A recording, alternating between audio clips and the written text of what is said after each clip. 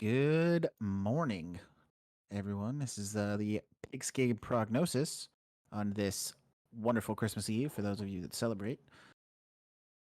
I am your co host, Sully, and I have my other co host here, Zach. Zach, say hi. Hello. Hello, hello. On this, again, wonderful Christmas Eve, again, for those that do celebrate. Got a good episode for you guys.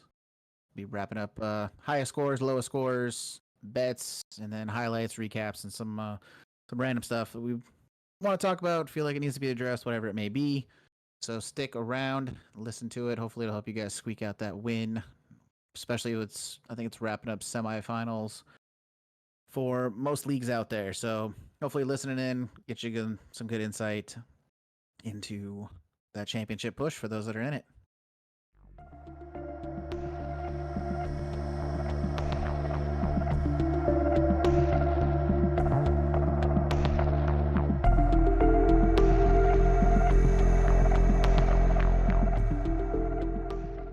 All right, Zach, you ready? Yeah, ready. Let's go. All right, let's talk about this shit. All right, so again, these per usual, these are all per ESPN PPR leagues. There's no more bye weeks. We're past that point. I don't know why we have it on our script. Just to make sure we don't forget. It's more so that I don't forget to put down or to tell the people. Or Yeah, that way I remember to set my lineups. yeah. Zach's still in the process of waking up. He just woke up from a nap, so we're in the process of waking his ass up now. So, I'm gonna be probably talking for a little bit now to get his ass to wake the fuck up. So, all right, higher scores. Long pause for dramatic effect. All right, first one's gonna be Jonathan Taylor for the Colts. 39.8 points, 29 carries, 218 yards, 3 touchdowns. I mean, I played against him, I think, in like 2 of my leagues, and putting up 40 points was just not what I was looking forward to today, or yesterday, I should say. But still, good for the Colts. I mean, I think we've established that whole offense pretty much runs through Jonathan Taylor. It has for a couple of years now, and the Titans almost screwed up that game too, or not screwed up, but the Colts almost screwed up that game against the Titans. Yeah, the Titans made a crazy comeback actually, and I was curious to see if you'd mention that. Yeah, that was almost a major blowout. Yeah, and then you had Richardson, who didn't look terrible, but didn't look, I mean, amazing either. Ended up he had just a notable mention at 20.4 points, 20.24 points. Threw for 131 yards, 1 pick, 1 touchdown, ran 9 times for 70 yards and a touchdown. Not terrible numbers, but it definitely, like I've mentioned before, that he looks a lot more comfortable running than he does anything. Which, I mean, I feel like that's the way the league's going nowadays. But Yeah, I think they shorted him a touchdown. Well, he it was spotted actually, like at the quarter yard line. He oh, I was did see that. he was like inches short when he put his elbow down, so he almost had a touchdown instead of Jonathan Taylor, which could have easily put him up in the top five and knocked Taylor down. I mean, Taylor would still be in the top five anyways, but yeah, Yeah. I like his. He did it twice when he was scoring a touchdown, Jonathan Taylor, where he held the ball with 2 hands as he crossed the line because his drop last week. Yep. So he wanted to make sure he secured that ball. Yeah. Um, Didn't fuck the pooch. yeah, but 3 touchdowns is a good way to come back and say like I fucked up and to recover from an off week, especially for something that embarrassing in elementary, Yeah. something like that. Oh yeah. So yeah, he had a good game. Our second highest score is one of my mans that I drafted first round in a lot of my league is Justin Jefferson with the Minnesota Vikings. He's had a rough go at it and up until about 2 weeks ago, and now he's been putting together some solid numbers. Um, but he scored 36.4 points. He had 2 touchdowns off of 10 receptions for 144 yards, and he was targeted 13 times. So he had some crazy catches in that game. It was pretty wild to see Sam Darnold slinging that football, and especially because Sam Darnold played against me in one of my leagues where I needed Sam Darnold to not do so well. But secretly, I root for the Vikings. I'm like a mild Vikings fan, if you'll call me. Oh Jesus, here we go. Zach's a Vikings fan. Loves, you know, what the hell is his name? Jameis Winston. Loves him 1 week. 10 seconds later, hates him again. So he's all over the fucking map. Don't get me Jesus. started about the Browns yet. Oh my Oh no, god, that's coming. dude. Don't you worry. Yeah, getting you all Dude. fired up like you do to So me. stupid, man. Don't you worry, it's coming. Yeah. So JJ had a good performance and scored a good handful of points this week. So if you had JJ like I did, you probably had a good chunk of points on your side of the matchup this week. Yep, the guy that I went against, who hasn't, I just want to point out, hasn't won a game in our league this season, has him. So yeah, that didn't bode well for me this week. Yeah, I didn't want to be his first win. That's And of course, typically how it naturally, goes, right? it's in the consolation bracket, but still. Yeah, and that's usually when they Yeah. show up. Yeah, and they put up fucking. I think he put up 158 points on me. Dang. But yeah, next score. Finally, somebody we haven't seen in a while, and the highest score has been on a little bit of a slump. But who we were talking about earlier in the year being the rookie of the year, Jaden Daniels for Washington, 34.42 points, 24 for 39, 258 yards, 5 touchdowns, 2 picks, which kind of hurts you a little bit, 9 carries for 81 yards. Yeah, And they beat the Eagles, so that was an insane comeback. I'm glad you brought that up. yeah, that was a good game to watch. I know the Eagles were without Jalen Hurts. I know he got hurt pretty early in the first quarter, but still, to come back like that, especially when they were down by that much, was pretty impressive and good to see. I think that does hurt the Eagles as far as trying to get that number one seed going into the playoffs.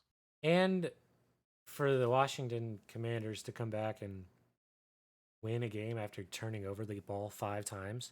Yeah. That was insane. Now, if you take out some of those takeaways, it might be a lot closer game throughout the meat of the game, and the ending wouldn't have to be so crazy. I would imagine that Washington would have probably had a good lead going into the fourth quarter, but turning over the ball 5 times and allowing Philadelphia to take the ball is one. That's a crazy team, like you said, without Jalen Hurts, but still, I mean, Kenny Pickett didn't look bad. Yeah, he didn't look terrible. And again, all you have to do is get the ball to AJ Brown or Saquon Barkley, and yeah, you've got 2 guys that can do some crazy things with the ball in open, in an open field. It's surreal.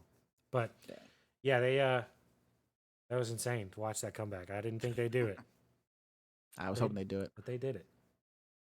Should have had Kev on the podcast this week to see how he felt about it. Yeah, you got to ask him and see how he feels. Kev, we're sorry for your loss. It's okay. I'm not. It's only a concussion.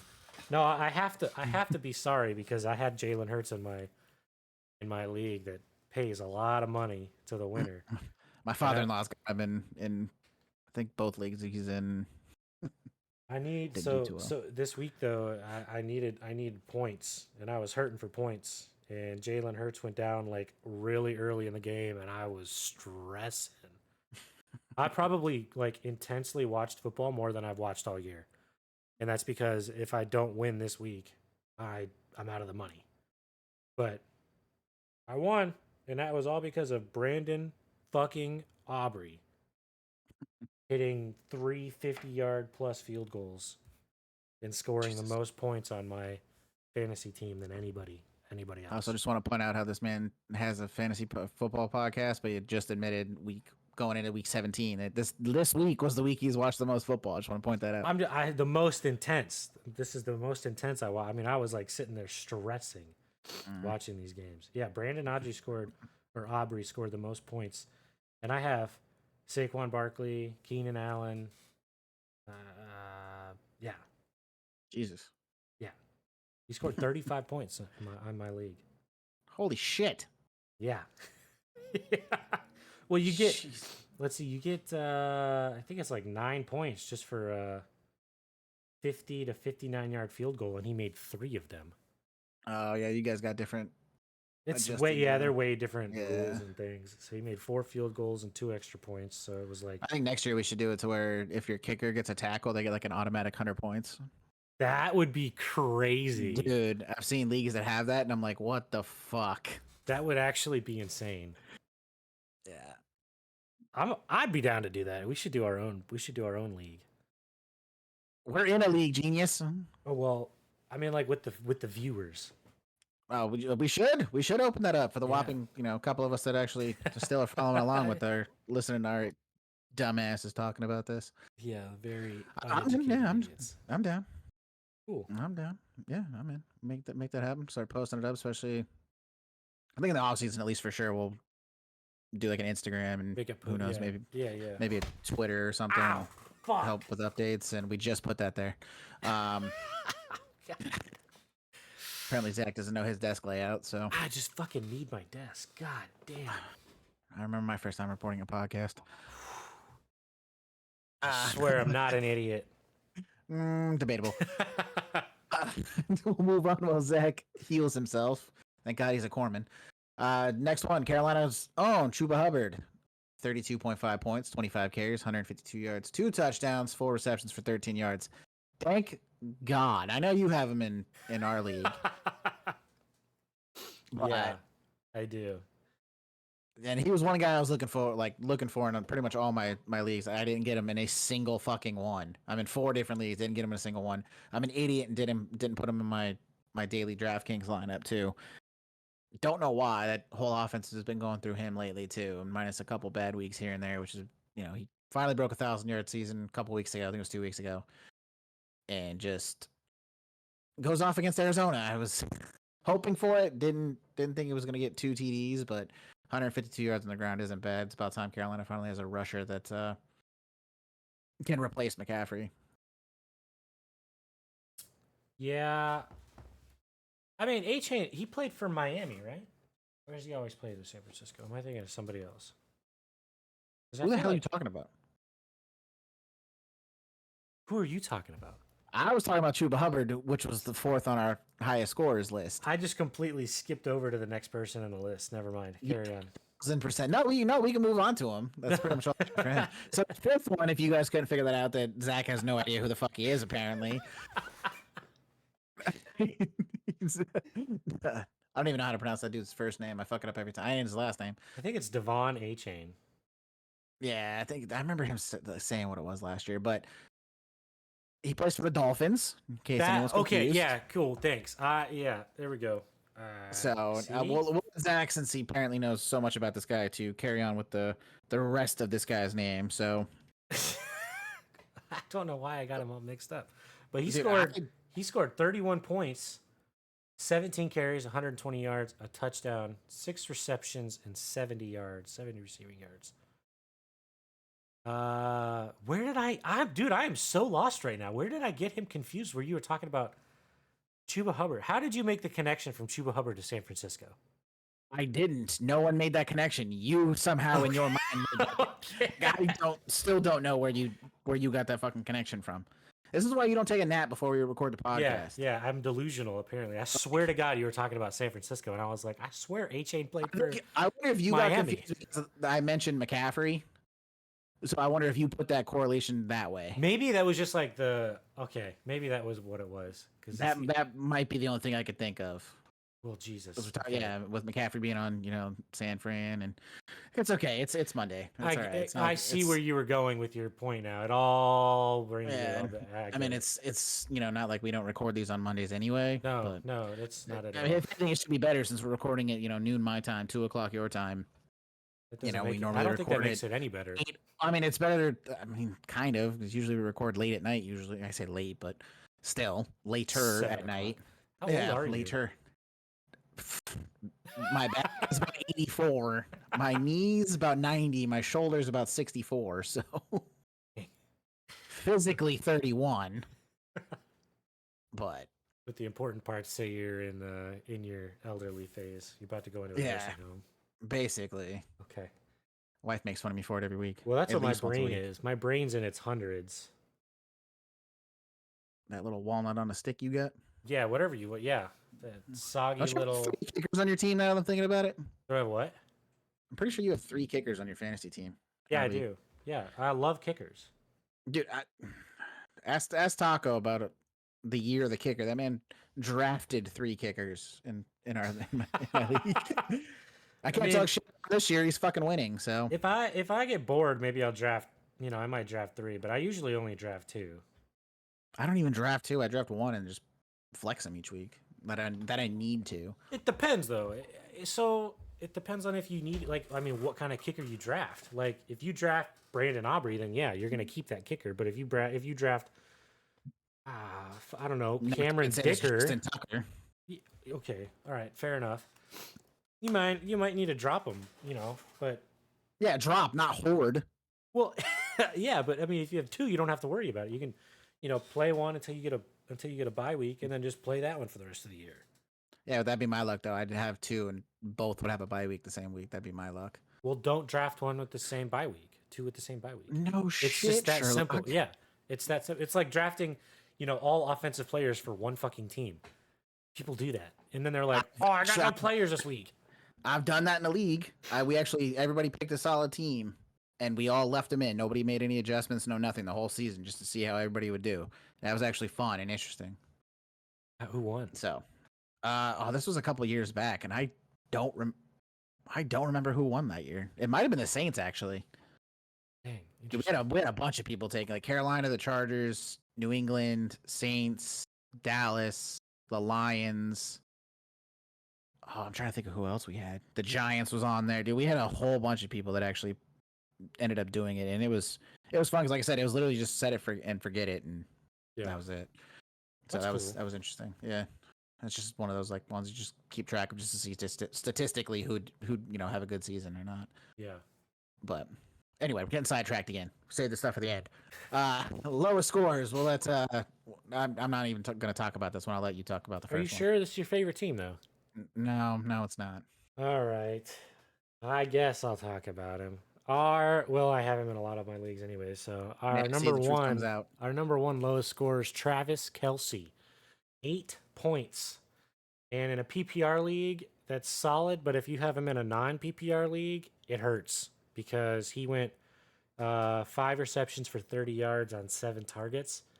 So in a PPR league, those 5 points really helped your total. And I say really helped because in a non-PPR league, he scored 3 points, which for Travis Kelce is not very good. Which, looking back at his entire year, because I kind of got into that like rabbit hole of how well Travis Kelce's been performing. Mhm. You're the whole like conspiracy about like when Taylor's there and he does well, and when Taylor's not there, he doesn't. Well, and I think that's kind of like a real thing.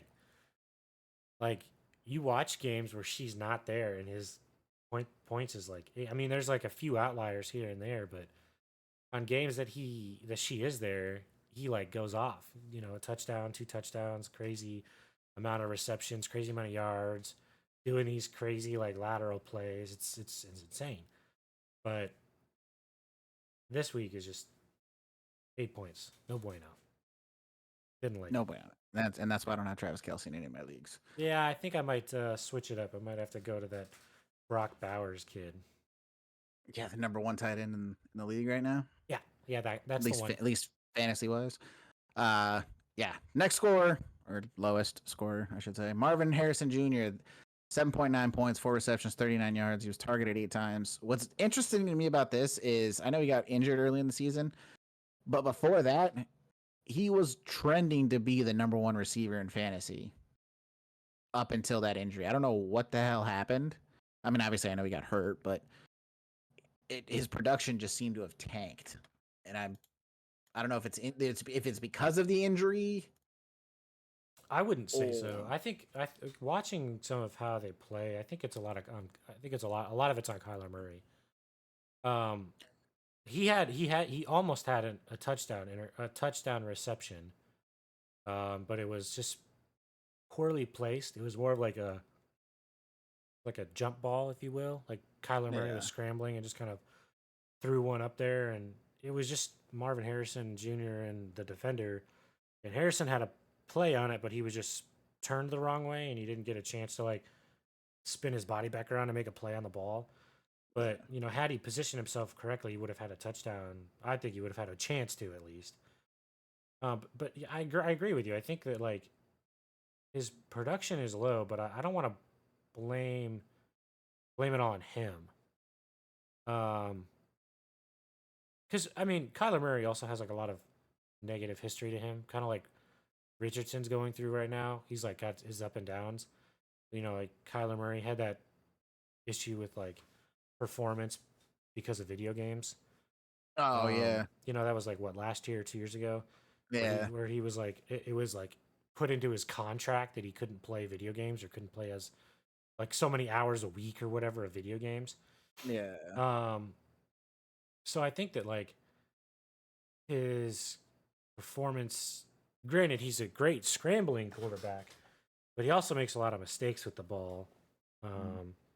Throws a lot of unnecessary risk passes that he's, instead of like throwing the ball away, he's just gonna like throw it up and hope and pray kind of deal. Yeah. Tried to make that rhyme. If you didn't hear that, try to make it Yeah. work. I don't Yeah. know No, if it we did. we caught on. We Okay. caught on. Yeah. Just Album drop next week. So just saying. stick to your day job. Yeah. But I don't know. I was expecting more from Marvin Harrison this year for sure. You're right. I think his performance is not as advertised from the Yeah, it's beginning of not the year. up to par. Yeah. I don't know what's going on, but hopefully he turns it around. Hopefully he ends up being a. I know a lot of people drafted him pretty early just because they, that high expectation was there, especially for a rookie. I know, obviously in dynasty leagues, people picked him up, but I know a couple people that picked him up pretty early, even in non-dynasty leagues, and I feel like they're regretting that decision, but Yeah. I don't too know. too little, too late now. Yeah, I agree. We'll see. It's I mean, it's still early. You know, like you got a couple of rookies that are not playing as much that haven't really showed their potential. So I feel like for Marvin Harrison Jr. to play pretty much every game this year, and still produce at this level he's not a bad receiver by any means. You've got your No. ebbs and flows for sure. I think he's just trying to find that routine and try to get that dynamic down with his quarterback that he's going to be with for the next couple of years. Yeah. So we'll see how that develops maybe into next year, maybe into the off season. Hopefully, So maybe they can play some Call of Duty together. yeah, maybe that's what they're missing. That might be it. That's true. So our next lowest score is Michael Penix. He surprisingly, I looked at the stats. I was expecting him to do absolutely crazy because Atlanta blew out the Giants, which Sully had to remind me that it was, of course, the Giants. But he didn't throw any touchdowns. He didn't score any touchdowns, which I guess you didn't need to because his defense did too. Scored 2 touchdowns, but Michael Penix scored 6.38 points, 18 passes completed on 27 attempts for 202 passing yards and an interception. No touchdowns in the air or on the ground. Even if you take out the interception, his point total is still sub 10, which for a starting quarterback to score, what did they score, like 35 points or something like that? Their team, or 27 points, Yeah, something like that. it's like 30. Yeah, it's like 34 or something. I think that's just kind of like a little crazy to only throw 202 yards, but I don't know. I was expecting more for the hype that they were giving him from benching Kurt Coe. I wasn't really. I mean, yeah, that, and they're also playing the Giants. Like, I don't. I mean, Yeah, I at, don't. at that point, at this point, I just feel like I'm poking a dead animal with the Giants. Yeah, and don't get me wrong. Like it's you're right. It is the Giants, but at the same time, like the Giants can also still play football. Like we push off the Jets a lot too, but look at how well they fought over the last couple weeks, more than they've done in the first 5 or 6 weeks combined. True, but I feel like the Giants are trying to tank without looking like they're tanking, even though literally everybody and their brother can see that they're doing it, and trying to lock up that number 1 pick. Which I feel like after next week, depending how next week's games go, I don't know who the Giants play next week, but it after next week they pretty much could lock up the number 1 draft pick pretty much after next week, They depending play depending. the Colts and then they play the Eagles last. So So yeah, we might as well just go ahead and give them the number 1 number one draft pick at this point because I think second is actually the Browns. Actually, I think in draft order right now. Are they? Do they? I think so. Yeah, because the Raiders winning yesterday like screwed up the fucking real. They went from like second to like sixth or seventh by winning last week or this past week. So yeah, that's like I said. I think the Giants are going to end up locking up the number one draft pick, which will be interesting come November time frame. We'll pick up the podcast. You know, we'll probably do at least a random one. You know, recapping the draft, highest surprises and stuff like that. Especially from that February to like August time frame. There's really not a whole lot of football, but like I said, we'll do an Instagram and potentially like a Twitter about it and pump out info. Because we're not going to do an episode each week if there's nothing really happening. So. Yeah. But going on to the final low score we have, Matt Stafford, the Ram, 6 points, 14 for 19, 110 passing yards, -3 rushing yards. Yikes. 1 touchdown, 1 interception. I know that game wasn't the highest scoring game in the world, 19-9. And you're playing the Jets. Like, I hate to sound like we're saying, like, hey, we're playing the Giants, but Jets haven't looked great. I think the Jets got up like 9-0 pretty much before the Rams even started doing anything. Yeah. But I don't know. Just especially because the fact that the Rams still have a chance to make the playoffs. I mean, they have a pretty solid chance to make the playoffs. I think they're the division leader right now. Yeah, because the Rams or the Niners have been eliminated, and then the Cardinals got eliminated. So yeah, it's the Rams and the Seahawks. So I don't know. Maybe I'm just expecting much more from the Rams since they've been turning it around lately. But yeah, well, I think that was also like what did they say? Like I was listening to part of that broadcast and it was like really cold, which whatever. Like football is meant to be played in the cold, like it's not an excuse. But watching like Matthew Stafford, his receivers didn't look like they did much. Like they kind of caught the ball and then there wasn't a lot of yards after the catch, I guess. yeah, what you expect, at least from Puka Nacua. I mean, Right. And Puka caught like 8 or something like that. He had like 8 catches. More than half of his passes more than half of Stafford's throws were to Puka. Mm-hmm. So, and to have to have it one-sided on one guy you're not going to find much success if everything else is not working for you. Yeah, I think their running back had a decent statistic. Yeah, Kerryon Williams had 122 yards and a touchdown. So, yeah, I mean that where most of the offense went through, which was him at least, which is good if you have him. I fucking don't, but. All right, so now we're going on to my favorite segment, mostly just because of what we've renamed it, but we'll just go ahead and call it ZSBOTW. If you've gone the last 2 weeks, you know what it is. So we'll go ahead and let Zach take over for those. Let me start off by saying, if it wasn't for the goddamn Panthers, well, that was 2 weeks ago. And then last week, if it wasn't for the goddamn Texans. But if you like losing your money to an invisible multi-million-dollar corporation, then let me tell you, this is the segment for you. As ZSBOTW stands for Zach's Shitty Bets of the Week. And I've been making bets all podcast long, every, 14 weeks now. And I think only one of them's hit. So, yeah. That's why we renamed the category. Yeah, I've kind of been going off of like picks that I try to put a little bit of logic behind them, but I've quickly realized that logic and betting just don't make sense. Nope. So, yeah, I've kind of gone in a trend of picking about 4 to 5 picks a week, making them into a parlay, and then throwing $5 to $10 at it. Like I said, I've had a couple of weird bets hit this year. It's been a weird. If you ask anybody in the betting world, it's been a weird year for bets. Like pro football and college football have been absolutely weird. Like underdogs coming out of nowhere and favorites losing by multiple scores. It's insane. But we're gonna keep the tradition alive by picking 5 more games, throwing them into a parlay, and probably losing. So hold on to your hats because here we go. All right, my first bet this week is Kansas City -2.5 over Pittsburgh because it's the fucking Chiefs. Why not? I just saw it and I was like, hey, we're going for it. And it's probably going to happen because it's a Christmas miracle. So who knows? They're playing, Kansas City is playing the Steelers on Christmas Day at 12 o'clock Central. They are 2.5 point favorites, which I think is actually a pretty decent line for them to cover that spread.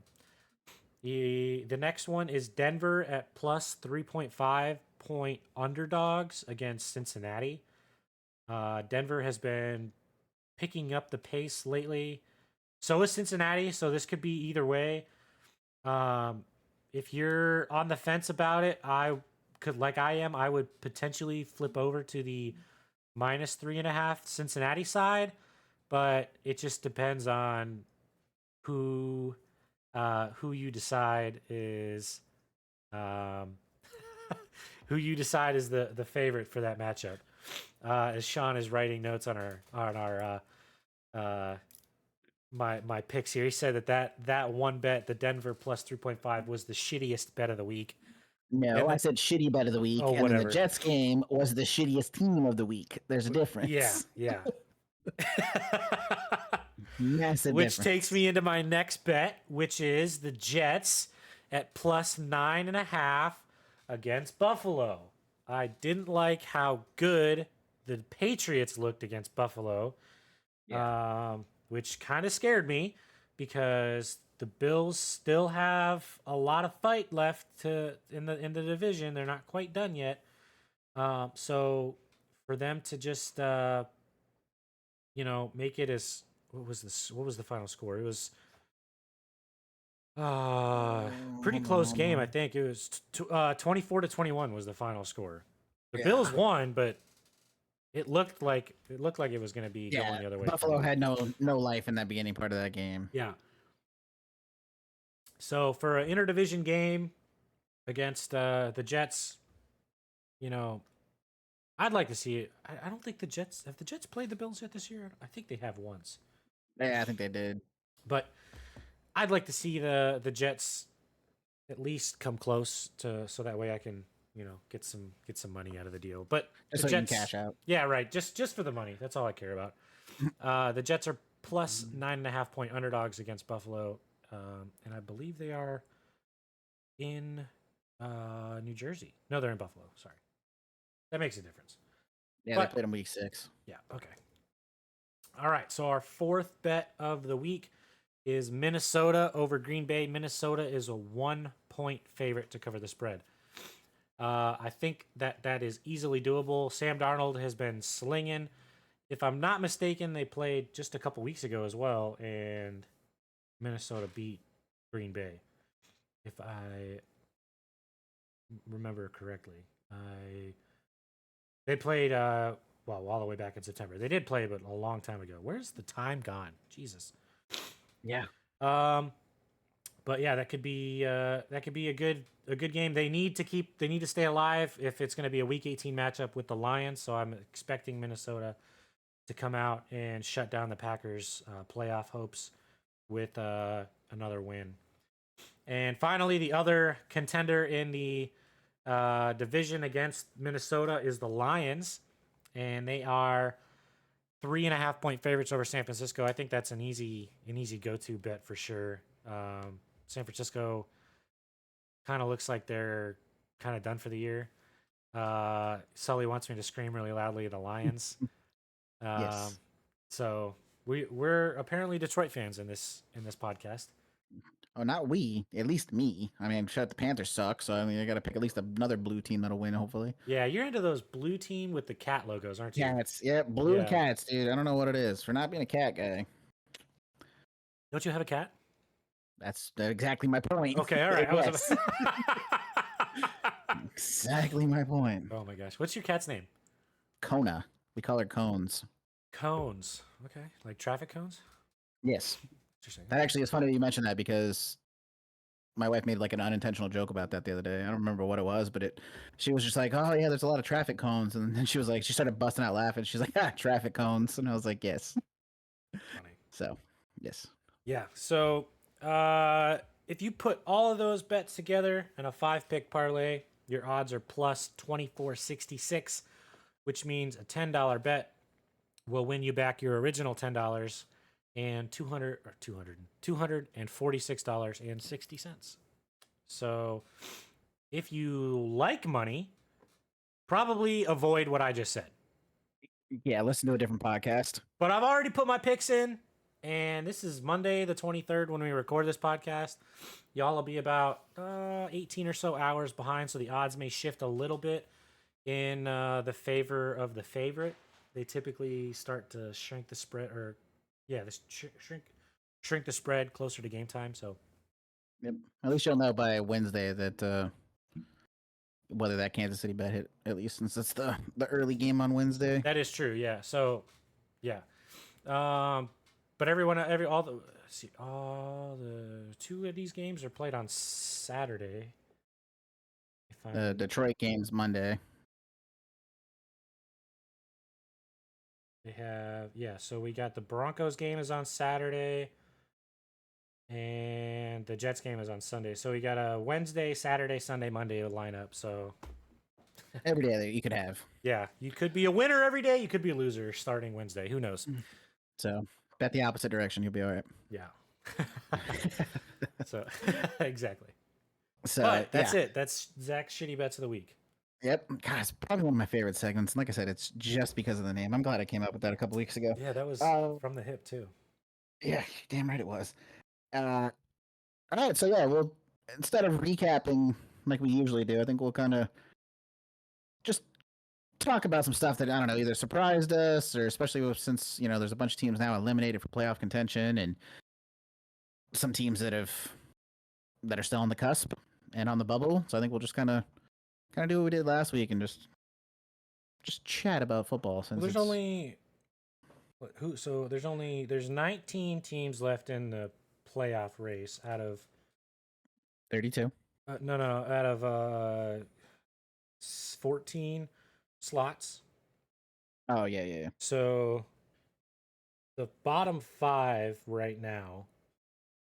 I say the bottom 5. This is just based off of win-loss. This has nothing to do with head-to-heads or divisionals. Is Cincinnati, Miami, Indianapolis, Seattle, and Tampa Bay. Tampa Bay had almost a crazy comeback last night. I was cheering for them until Rachaad White literally had the ball ripped out of his hands. Yep. With like a minute, some change left. And Baker Mayfield was, I don't know if you saw it, Sean, where he was like standing there with his hands in the air, like, what the fuck just happened? But that is the most Baker Mayfield look I've ever seen, where he was like, what the fuck just happened? Oh, yeah, no, I saw it, and it made me happy. That made me very upset because I'm a Baker Mayfield fan. I'm not a huge like Bucks fan. I'm not against them. I'm not saying it like that, but I enjoy Baker Mayfield, and I love that he's got a good franchise now. But to watch the game end like that when he had like all of that magic, and they were like hyping him up too for the game because he was 3-0 in that stadium because he played there in high school and won a championship, played there in college and won a championship, and played there as a Brown and won a champion or a game as a Brown when he was quarterback. Whoa! Don't Sorry, hey, a man can dream, okay? So we can go ahead and slow your roll here. A man can dream. Holy cow! Yeah, all right. Wake me up from my dream. If I say the Browns won a championship, I'm dreaming over here. But yeah, I think that's now that they've lost and they're tied with the Falcons. That put the Falcons in charge of that division, which the Falcons are the 6th lowest team. So, I mean, they're both like, and they are not in contention for a wild card. Either one of them are not in contention for a wild card.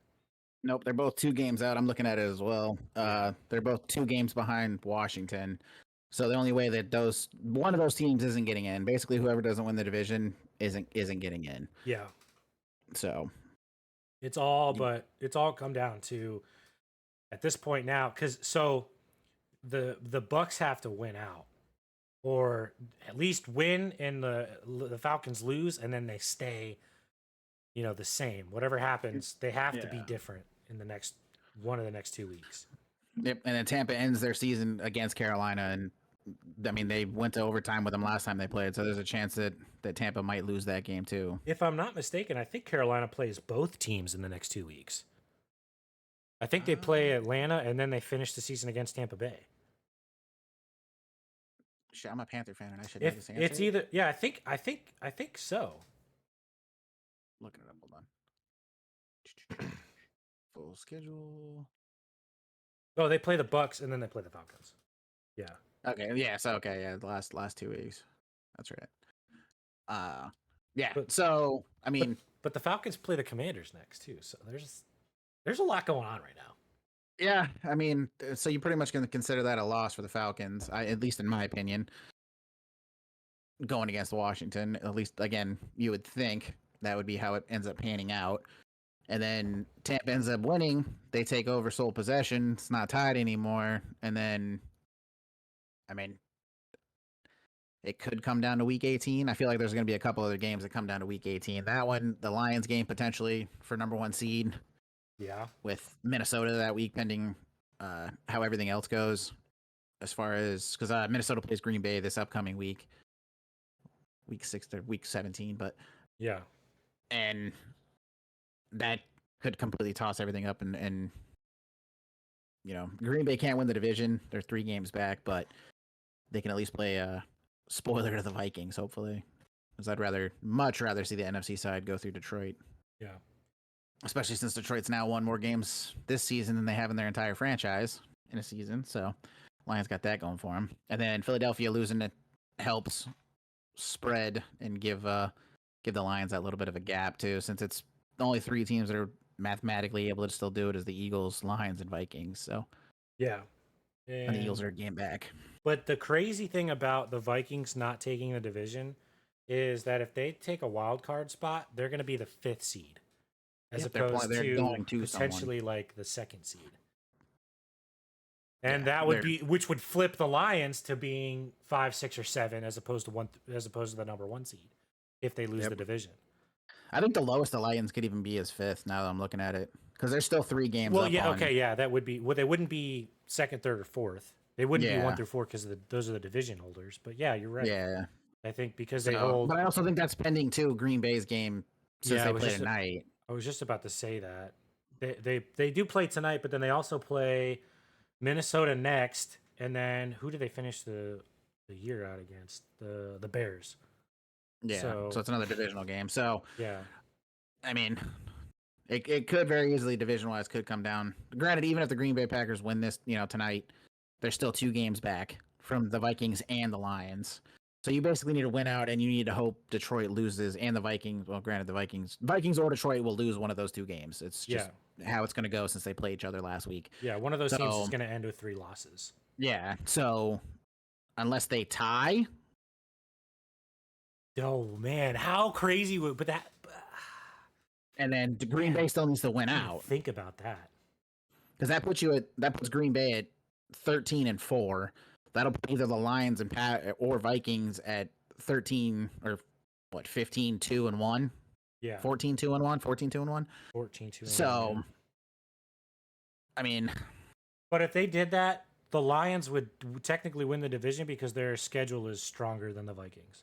Yes, and then also too, I think it would come down to like wins and losses in the division too. So, like I said, I'd love to see it go. I think this last 2 weeks are going to be pretty interesting, and all of this is a moot point for the Packers at least if they lose tonight against the Saints, which I don't see that happening. But I mean, hell, crazier shit's happened this year. Yeah, it could. It's possible. It's not impossible, but you overlook an opponent and then you get fucking smacked in a game that you were supposed to win. But like I said, it's not impossible, but still could happen. On a side note, though, I'm more interested in the fact that the Cowboys got eliminated yesterday before they even played their game, with the Seahawks winning and Tampa winning. Yeah, and that's how San Francisco found the same thing with them. Yep. But San Francisco came out or Dallas came out swinging. I mean, they were not happy that they were removed from playoffs. But the 49ers, I feel like they kind of had an opposite. They knew. I mean, I think they had like a 1% chance even going in, like before this week even started, of like, hey, you need a, and I think that was even last week. I don't even think that was this week, but they basically needed a metric fuck ton of help to Yeah, even remotely get a chance to get in. that's a valid point. But I think like my mentality, if I was a football player, here we go. Oh, But Jesus, be good. but to have, I think it's if your playoff potential is not in your is not within your hands anymore, like San Francisco, for example, going into that game knowing you've already been eliminated before you even played, and playing had no like change in the outcome, Mm. but you're playing against a team that still does have control of their destiny. I feel like playing to beat them just to fuck their schedule and their potential is more of a win than playing just to keep your hopes alive if there's no guarantee. Like playing, and if it's like a win and you're in guarantee game, that's like the best feeling ever. But if you're already out and you still have a chance, like Dallas did last night playing against Tampa Bay, and they didn't necessarily remove Tampa Bay from the playoffs, but they just made it way more complicated in the next 2 weeks, or the final 2 weeks, I should say. Going against Miami, who is literally needs to win out, and a couple of other things needs to happen.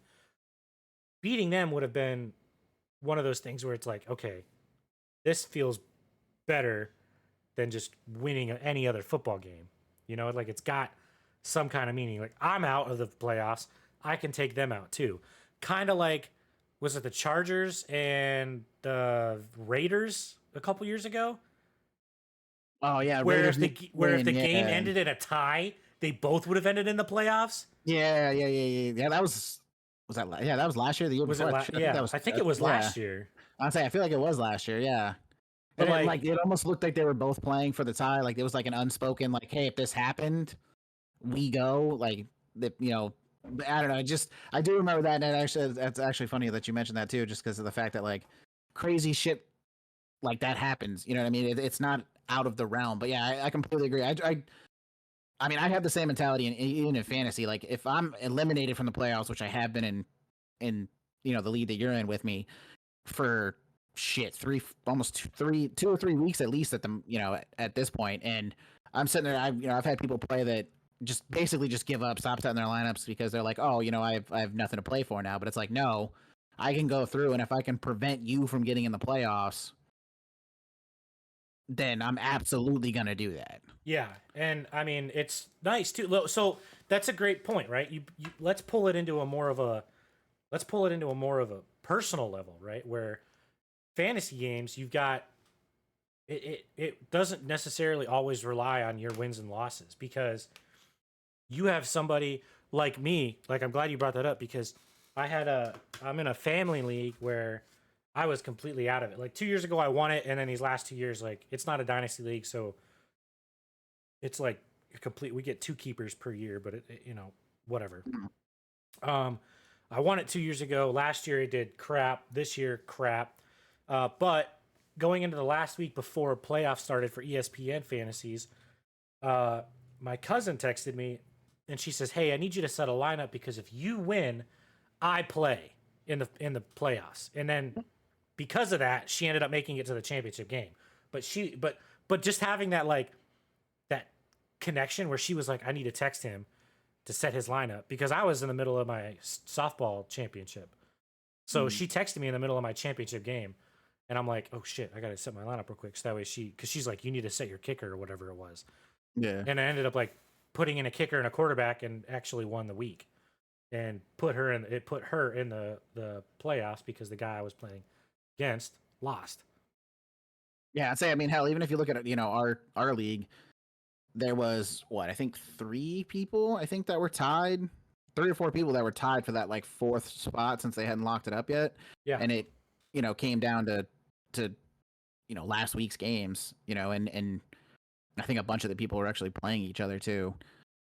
But yeah, I mean, you go through and that's just on a fantasy level too. That's not even professional. Granted, I know in the pros it screws up your draft, spot.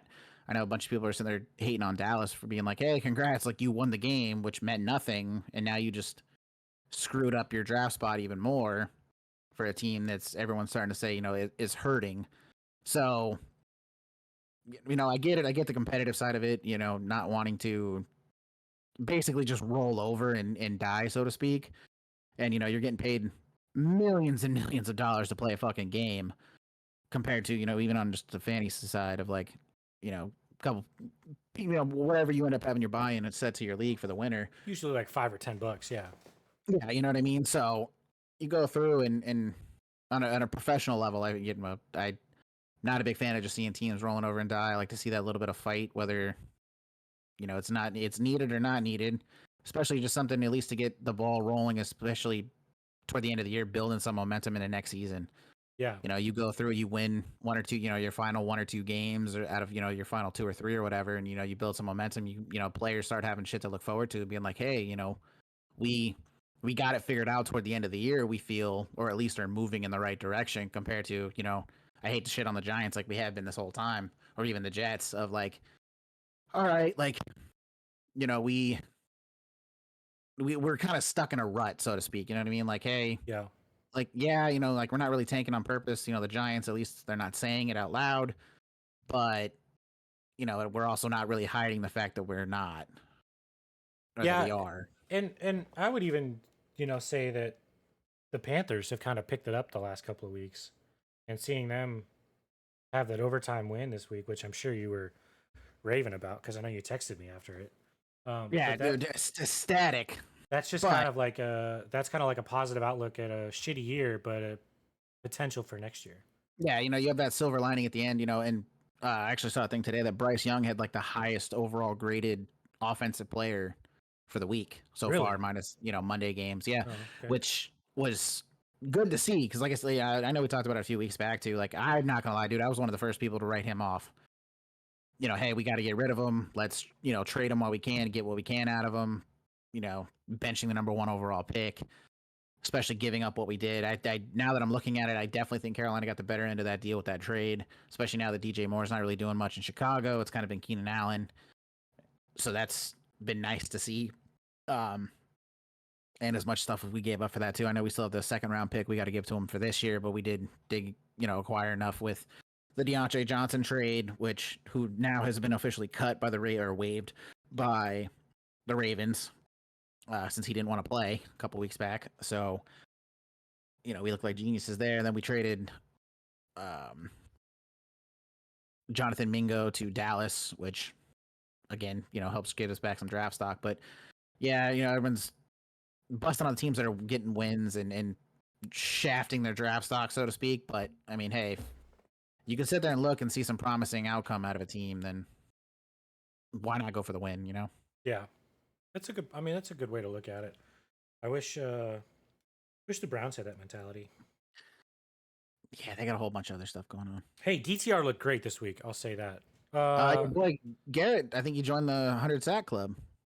Yeah, he did. But I think his time in Cleveland is coming to an end. Just like retirement, or he said something on Twitter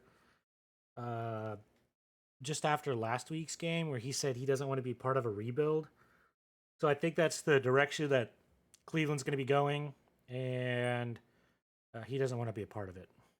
And I don't blame him, to be completely honest. I mean, I feel like who else? The Raider, Max Crosby. I feel like he also said too the same thing, but or Mason Crosby, Max Crosby.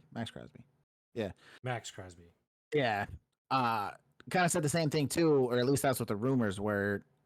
And then he came out and said, "No, like I have the Raiders logo tattooed on me. Like, why would I want to lead the team?" So, I mean, was it Garrett that actually posted it, or was it rumors of like It could have been hey, it could have been rumors. I didn't actually see, whatever the tweet or whatever was.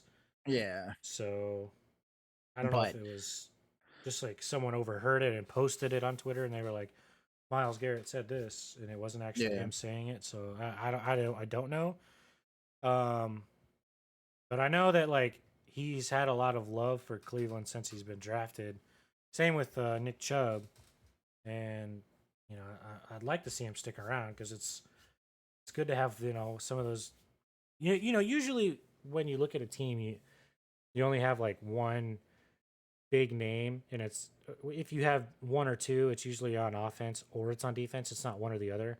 But Yeah. in Cleveland's case, you've got one solid defensive player in Miles Garrett and one solid offensive player in Nick Chubb, and having them both at the same time has been kind of like our silver lining. Unfortunately, like Chubb didn't play much of this year. He only played a couple of games, then he got hurt again, so he's out for the rest of the year. Yeah. And then like having a quarterback issue with, uh, you know, Deshaun Watson and then Jameis Winston and now DTR. I mean, at this point, why not just play Bailey Zapp and just or Zappy or whatever the fuck his last name is actually pronounced.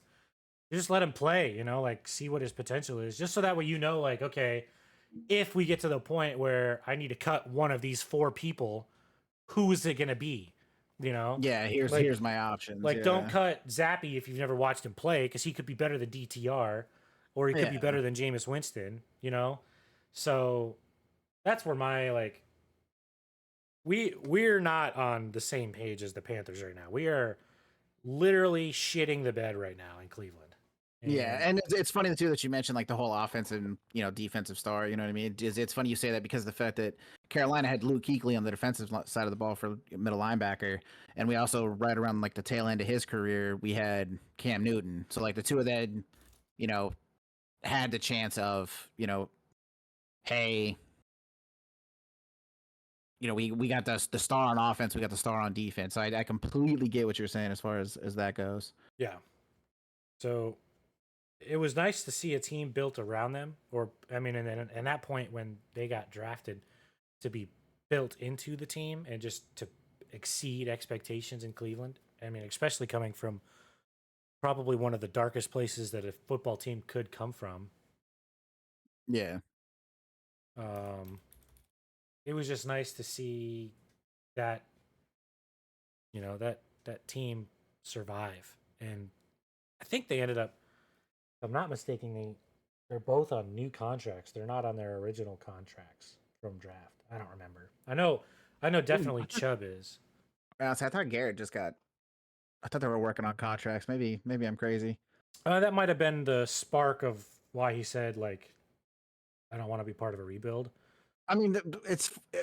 I don't want to say it's funny because like I get where it hurts like GMs and stuff and head coaches and owners, but like talking about like contract disputes, you have Dak, hey, comes out, gets this massive contract.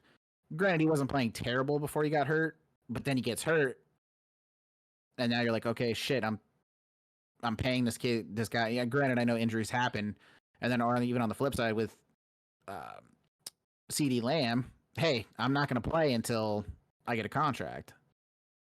Yeah. And then it's this fine balance of, is he going to play? Is he not going to play? Yeah.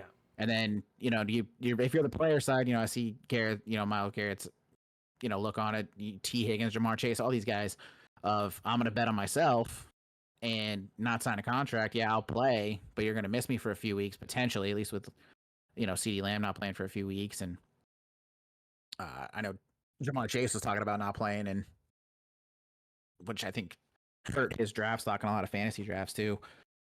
Of people being like, is he gonna play? Is he not gonna play? Is he gonna hold out the season? And I don't know. I just feel like it bugs me when you have people getting paid this much money and not fulfilling the contract. Like I get you want more money. Don't get me wrong. That's like the ultimate goal for everybody, obviously, at the end of the day.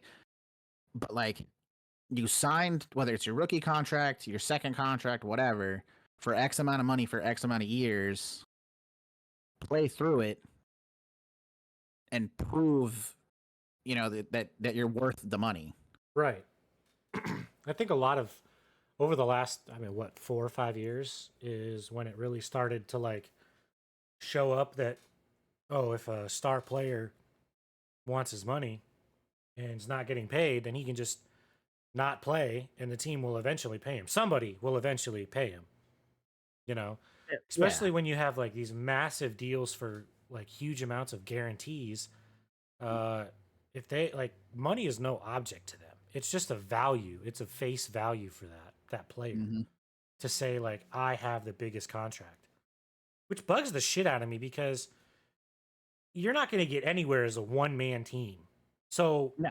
why not take the contract hit for fuck's sake and just say like, hey, instead of making 20% more, now you can go get another superstar to help me, help the defense or to throw me the ball or whatever the fuck, position you play to to what's the word I'm looking for?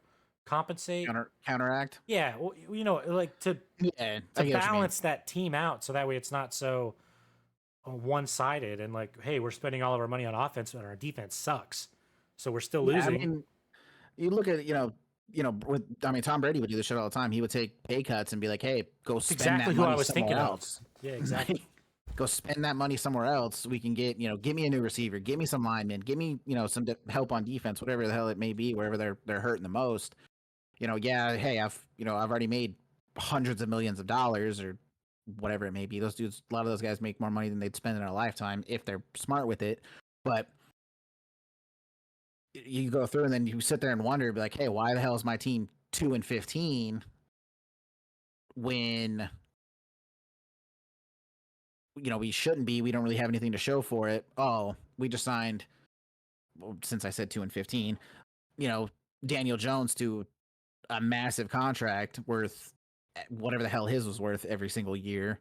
50 million, 55 million, something ridiculous every single season for the next 5 years for a dude that's not good, wasn't good before. Don't know why they signed him, but yet you let Saquon Barkley just walk.